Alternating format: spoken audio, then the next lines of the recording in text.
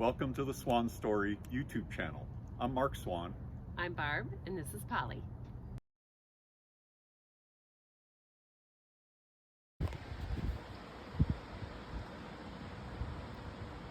We had been noticing that some of the screws along the trim on both sides of the camper had been vibrating to the point of getting loose and even falling off.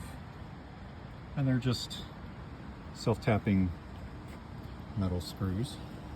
But we decided to replace them with something a little more secure. So we bought these 8-32 by 3/4 inch. These are locking nylon inserted nuts. And so we just replaced all of the screws with a nut-bolt combo that's not going to come off with vibration. Thanks for visiting our channel and thanks for watching our video. If you want to see more of our videos, please hit the subscribe button right down there, and you'll get notified whenever we upload any new videos. Thanks for watching.